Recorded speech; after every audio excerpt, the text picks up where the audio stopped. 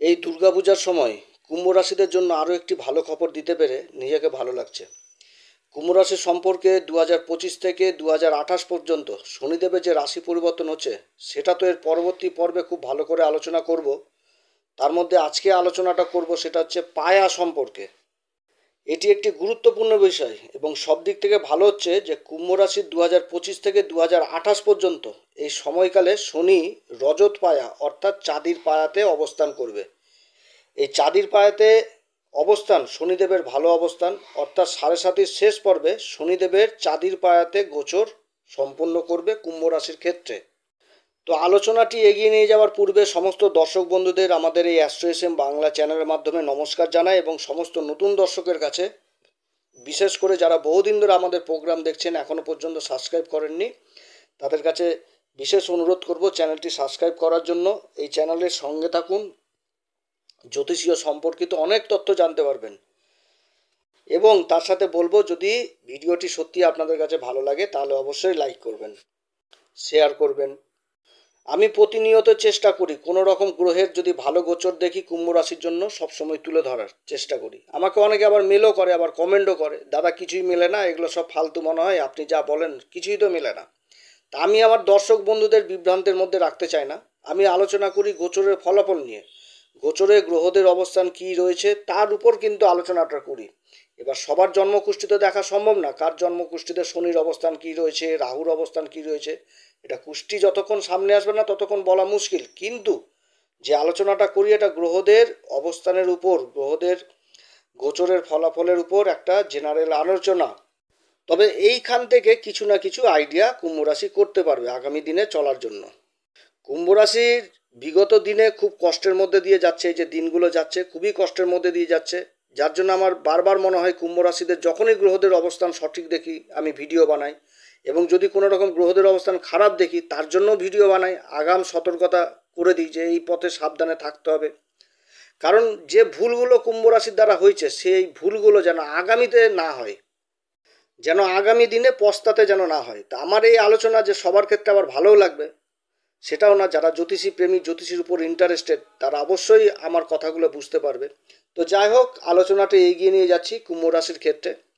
কুম্ভ রাশির ক্ষেত্রে যে সাড়ে সাতির শেষ পর্ব পড়বে শনির যে রাশি পরিবর্তন, এই পরিবর্তনটা যথেষ্ট ভালো হতে যাচ্ছে কুম্ভ রাশির জন্য।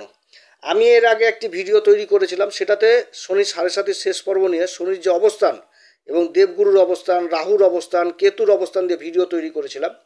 এবং আগামী দিনে আবার আসবো কুম্ভ রাশির ক্ষেত্রে, যখন নক্ষত্র নিয়ে আলোচনা করব ধাপে ধাপে। আজকে তো পায়া নিয়ে আলোচনা করছি, এরপরে আবার নক্ষত্র নিয়ে করব। তো শনিদেবের এই যে রূপোর পায়াতে কি ফল এবং কোন দিক থেকে সাবধানে থাকতে হবে কুম্ভ রাশিকে, এই সমস্ত কিছু তুলে ধরবো। তো যাই হোক, সেই সময় কিন্তু ওই ভিডিওতে আমি বলেছিলাম যে শনির সাড়ে সাতির শেষ পর্ব কুম্ভ রাশির জন্য যা আসছে শুধু সময়ের অপেক্ষা, কুম্ভ রাশির খুব ভালো জায়গাতে যাবে। বর্তমান পরিস্থিতিতে কুম্ভ রাশি যে চাপের মধ্যে রয়েছে, মানসিক অশান্তি, মান সম্মান হানাহানি, আত্মীয় স্বজনদের সাথে ঝামেলা, কর্মক্ষেত্রে অহেতুক ঝামেলা, কলিগদের সাথে সম্পর্ক খারাপ, বন্ধু বান্ধবদের সঙ্গ ত্যাগ, নেশার আসক্ত হয়ে যাওয়া, জীবনকে বিশৃঙ্খলা পরিস্থিতি তৈরি করা, আবার অনেকের সংসার ভেঙে গেছে, মনের মানুষ দূরে চলে গেছে, কিছু না কিছু ঘটতেই আছে কুম্ভ রাশির ক্ষেত্রে। তবে তাদের ক্ষেত্রে বেশি ঘটছে যাদের চন্দ্রের অবস্থানটা খুব ভালো না। চন্দ্র পাপ কর্তৃক যুগে পড়ে আছে, চন্দ্রের উপর খারাপ গ্রহের দৃষ্টি পড়ছে, চন্দ্রের সাথে শনির যোগাযোগ হয়েছে। তো তাদের ক্ষেত্রে কিন্তু খুব নেগেটিভ জায়গাটা খুব প্রখর হয়ে গেছে।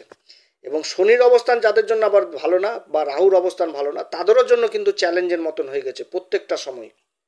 কিন্তু এবার যে পরিবর্তনগুলো আসছে 2025-এর মার্চ থেকে, সেই পরিবর্তনগুলো অনেক কিছু ভালো জিনিস ঘটাবে কুম্ভ রাশির। যেমন দেবগুরু বৃহস্পতি রাশি পরিবর্তন, দেবগুরু রাশি পরিবর্তন পরপর হবে, কিন্তু 2025-এ হবে, 2026-এ হবে, 2027-এ হবে। তো এই যে দেবগুরুর পরিবর্তনটা চেন বাই যখন হবে কুম্ভ রাশির জন্য, এবং তার সাথে রাহুরও অবস্থান যথেষ্ট ভালো হবে 2025-এ। আর রাহুর উপর দেবগুরু বৃহস্পতির দৃষ্টি থাকবে কুম্ভ রাশির উপর যখন থাকবে। রাহু কিন্তু কারক গ্রহ কুম্ভ রাশির ক্ষেত্রে। তো কুম্ভ রাশি অনেক দিক থেকে সাহায্য পাবে, এই রাহু অনেক দিক থেকে এগিয়ে নিয়ে যাবে এই কুম্ভ রাশিকেই। আবার দেবগুরু বৃহস্পতি এই কুম্ভ রাশিকে অনেক দিকে অনেক দূরে নিয়ে যাবে, অনেক উঁচুতে নিয়ে যাবে। 2025-এ আমি আগাম বলছি, যাদের রাহুর মহাদশা চলছে তারা বিশেষ ভালো ফল পাবে, কারণ দেবগুরু বৃহস্পতির দৃষ্টি পড়বে এই রাহুর উপর। 2025-এ রাহুর মহাদশা যাদের চলছে বর্তমানে তারা খুব ভালো ফল পেতে যাচ্ছে। তো আজকের আলোচনাটা ভিন্ন রকম পথে চলে যাচ্ছে, যাই হোক। তো যেটা মেন বিষয়, আমাদের রূপার পায়াতে শনিদেবের অবস্থান 2025 থেকে 2028 পর্যন্ত। আমাদের জ্যোতিষশাস্ত্রে 4টি পায়ার কথা বলা আছে। প্রথম হচ্ছে তাম্র পায়া, তারপর হচ্ছে রজত পায়া অর্থাৎ চাঁদির পায়া বা রূপার পায়া, তৃতীয় হচ্ছে স্বর্ণ পায়া, আর চতুর্থ হচ্ছে লৌহ পায়া। তাম্র পায়া এবং রূপার পায়াতে শনি যথেষ্ট ভালো ফল দেয়, খুব ভালো ফল দেয় তাম্র পায়াতে আর রূপার পায়াতে। আর হচ্ছে স্বর্ণ পায়াতে দেয় মিশ্রিত প্রভাব, এবং লৌহ পায়াতে যদি শনি অবস্থান করে তাহলে জীবনকে খুব কঠিন করে দেয়। প্রত্যেকটা কাজ করতে গেলে বাধাপ্রাপ্ত হয়, অক্লান্ত পরিশ্রম হয়, জীবনটাকে মোট কথা সমস্যার মধ্যে বেঁধে ফেলে এই লৌহ পায়াতে যখন শনির গোচর হয়। এই সময় কিন্তু ভালো না লৌহ পায়াটা। কিন্তু তাম্র পায়া আর রূপার পায়া যথেষ্ট ভালো পায়া শনিদেবের অবস্থান। শনি অবস্থান করছে কুম্ভ রাশিতে বর্তমানে, এবং 2025-এ অবস্থান করবে মীন রাশিতে, শনির দ্বিতীয় ঘর, মানে রাশির দ্বিতীয় ঘর। তো পায়া নির্বাচনটা এইভাবেই হয়, যখন শনি রাশির দ্বিতীয় ঘরে থাকবে, রাশি থেকে কিন্তু দ্বিতীয় ঘরে, পঞ্চম ঘরে, নবম ঘরে অবস্থান করবে, তখন হয়ে যায় কি রজত পায়া অর্থাৎ চাঁদির পায়া। আর শনি যখন আবার তৃতীয় ঘরে, সপ্তম ঘরে, দশম ঘরে থাকবে, তখন কিন্তু হয়ে যাবে আবার কি তাম্র পায়া। তো এই চাঁদির পায়াতেই কিন্তু শনি এবার গোটা মানে তার পরিবর্তনটা সম্পূর্ণ করবে, গোচরটা সম্পূর্ণ করবে। কুম্ভ রাশি হচ্ছে শনির কিন্তু ত্রিকোণের মূল ত্রিকোণ রাশি। এবার শনি কিন্তু অবস্থান করবে দ্বিতীয় ঘর, ধন সম্পত্তির ঘর মীন রাশিতে। আর মীন রাশির অধিপতি দেবগুরু বৃহস্পতি 2025-এর চতুর্থ ঘর বিষ রাশি থেকে বেরিয়ে চলে আসবে পঞ্চম ঘর মিথুন রাশিতে, এবং দেবগুরু বৃহস্পতির পঞ্চম দৃষ্টি পড়বে ত্রিকোণের যেটা ভাগ্যের ঘর তুলা রাশি, সপ্তম দৃষ্টি পড়বে একাদশ ঘর যেটা ধনু রাশি, এবং নবম দৃষ্টি পড়বে রাশির উপর। অর্থাৎ 2025-এর সব থেকে ভালো সময় হবে কুম্ভ রাশির। দেবগুরু বৃহস্পতি নিজের ঘর, লাভের ঘর, একাদশ ঘরকে দেখবে ধনুরাশিকে, যেটা খুব ভালো সময় হতে যাচ্ছে কুম্ভ রাশির জন্য। তাই এই সময়কালে শনিদেবের যে অবস্থান মীন রাশিতে রজত পায়াতে, অর্থাৎ রজত পায়াতে অবস্থান করে শনির যে দৃষ্টিগুলো আবার পড়বে, সেই দৃষ্টিগুলোও কিন্তু আবার শুভ হয়ে যাচ্ছে। শনিদেব বর্তমানে অবস্থান করছে রাশির উপর, তার তৃতীয় দৃষ্টি পড়ছে মেষ রাশির উপর, সপ্তম দৃষ্টি পড়ছে সিংহ রাশির উপর, দশম দৃষ্টি পড়ছে বৃশ্চিক রাশির উপর।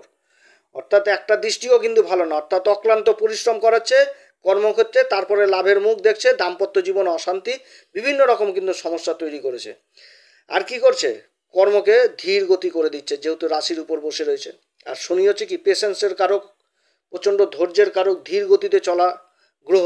তো কর্মক্ষেত্রে কিন্তু এর ইফেক্টগুলো হয়ে যাচ্ছে। কুম্ভ রাশিতে শনিদেবের অবস্থান যথেষ্ট ভালো, কিন্তু দৃষ্টিগুলো তো ভালো না, যার জন্য বহু রকম সমস্যা এই কুম্ভ রাশির হচ্ছে। এবার যখন শনি এই রূপার পায়াতে অবস্থান করবে রাশি পরিবর্তন করে, তখন দৃষ্টি পড়বে হচ্ছে চতুর্থ ঘর বিষ রাশিতে, তৃতীয় দৃষ্টি, সপ্তম দৃষ্টি পড়বে অষ্টম ঘর কন্যা রাশিতে, এবং দশম দৃষ্টি পড়বে লাভের ঘর ধনু রাশিতে। তাহলে অপরদিকে আবার দেবগুরু বৃহস্পতিরও সপ্তম দৃষ্টি পড়ছে লাভের ঘরে। আবার শনিদেব রূপার পায়াতে অবস্থান করে দেবগুরু বৃহস্পতির ধনু রাশিকে দেখবে, অর্থাৎ কি দেবগুরু রাশিতেই অবস্থান করছে শনি, মীন রাশিতে রূপার পায়াতে, আর লাভের ঘর ধনু রাশিকেই দেখছে, অর্থাৎ দেবগুরু রাশিতে বসে দেবগুরু রাশিকেই দেখছে। তো খুব ভালো সময় হতে যাচ্ছে কুম্ভ রাশির ক্ষেত্রে। এটা আমি বললাম, এই সময়কালে একাধিক আয় ইনকামের সোর্স পাবে, নতুন কর্মের যোগ পাবে, তার সাথে সেভিংস পুরো দমে করতে পারবে এই শনির পরিবর্তন। অর্থাৎ 7.5-এর শেষ পর্বে কুম্ভ রাশি যথেষ্ট শনিদেবের আশীর্বাদ পেতে যাচ্ছে, যাতে শনিদেবের আশীর্বাদে জীবন এই সময় ধন্য ধন্য হবে। এই সময়কালে পয়সার দিকে, ধনসম্পদের দিকে যথেষ্ট মজবুত হবে কুম্ভ রাশি। অর্থাৎ 2025 সালে শনির অবস্থান যথেষ্ট ভালো কুম্ভ রাশির ক্ষেত্রে, দেবগুরুর অবস্থানও যথেষ্ট ভালো, তার সাথে রাহুর অবস্থান ভালো, কারণ রাহু রাশির উপর অবস্থান করবে আর রাহুর উপর দেবগুরু দৃষ্টি পড়বে। এটাই সব থেকে ভালো জিনিস। সমাজ মানে যেটা হচ্ছে কি, সমাজে মান সম্মান যথেষ্ট বৃদ্ধি পাবে এই সময়। যারা সমাজকে জ্ঞান দেয়, অর্থাৎ যারা ট্রেনারের কাজ করে, যে কোনো বিষয়ের উপর সমাজকে জ্ঞান দেয়, মানে শিক্ষা দান করে, তাদের কাজকর্ম যথেষ্ট ভালো চলবে। লেখাপড়ার কাজে যারা যুক্ত রয়েছেন, রাইটার হিসাবে যারা কাজকর্ম করছেন, তাদের ভালো চলবে। যারা বক্তা হিসাবে কাজ করেন, অ্যাডভাইজার হিসাবে ওকালতির কাজ করছেন, তারপর সেলসের কাজে যুক্ত রয়েছেন, তাদের কাজকর্ম ভালো চলবে। আবার যারা মেডিকেলে যুক্ত রয়েছেন, যারা চোখের ডাক্তার, দাঁতের ডাক্তার, এই সমস্ত ডিপার্টমেন্টে যারা যুক্ত রয়েছেন, তাদের মানে কাজকর্ম খুব ভালো চলবে, এবং উচ্চশিক্ষা লাভের জন্য বিদেশ যাত্রা হবে। এই সমস্ত কাজের উপর যারা আবার রিসার্চ করছেন, তাদের ভালো উন্নতির যোগ রয়েছে, সাকসেস হওয়ার প্রবল সম্ভাবনা রয়েছে। যারা সফটওয়্যার ইঞ্জিনিয়ার, মেকানিক্যাল ইঞ্জিনিয়ার, ইলেকট্রনিক্সের উপর কাজকর্ম করছেন তাদের জন্য যথেষ্ট ভালো হতে যাচ্ছে। যারা মিডিয়ার সাথে যুক্ত রয়েছেন, যারা সেলসের কাজে যুক্ত রয়েছেন, তারাও বিশেষ উন্নতি করবে।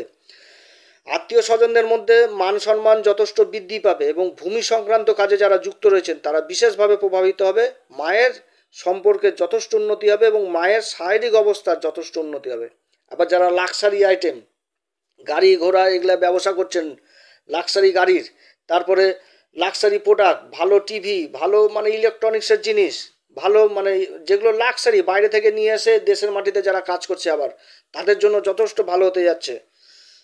যারা আবার খনিজাত দ্রব্যের ব্যবসা করছেন, পেট্রোলিয়াম পদার্থের ব্যবসা করছেন, খাদানের কাজে যুক্ত রয়েছেন, কয়লার কাজে যুক্ত রয়েছেন, চামড়ার ব্যবসার সাথে যুক্ত রয়েছে, তাদের কাজকর্মও কিন্তু যথেষ্ট ভালো থাকবে। তারপর কি যারা লেবার শ্রেণীদেরকে নিয়ে লেবার কন্ট্রাক্ট নিয়ে বড় বড় বিল্ডিং তৈরি করছেন, তাদের উপর থেকে যে কমিশন লাভ করছেন তাদের কাজকর্ম যথেষ্ট ভালো হবে। এবং যারা ইন্স্যুরেন্সের কাজ করছেন, এলআইসির মতন কাজে যুক্ত রয়েছেন, তাদের কাজ যথেষ্ট ভালো হবে। যে মোট কথা ফাইন্যান্সের কাজে যারা যুক্ত রয়েছেন, তার সাথে ডেকোরেশনের কাজগুলো যথেষ্ট ভালো হবে। যে কোনো ডেকোরেশন, হস্তশিল্পী যারা, তাদের কাজগুলো যথেষ্ট ভালো হবে এই সময়। মোট কথা 2025-এ এই রূপার পায়া রজত পায়াতে যে শনিদেবের অবস্থান, সেটা কুম্ভ রাশির জন্য যথেষ্ট ভালো সময় হতে যাচ্ছে। তবে একটা কথা কি, যে কুম্ভ রাশিকে যথেষ্ট উপাচার করতে হবে, উপাচারের মধ্যে থাকতে হবে, কারণ শনির 7.5 চলছে, তার শেষ পর্ব শুরু হবে 2025-এ।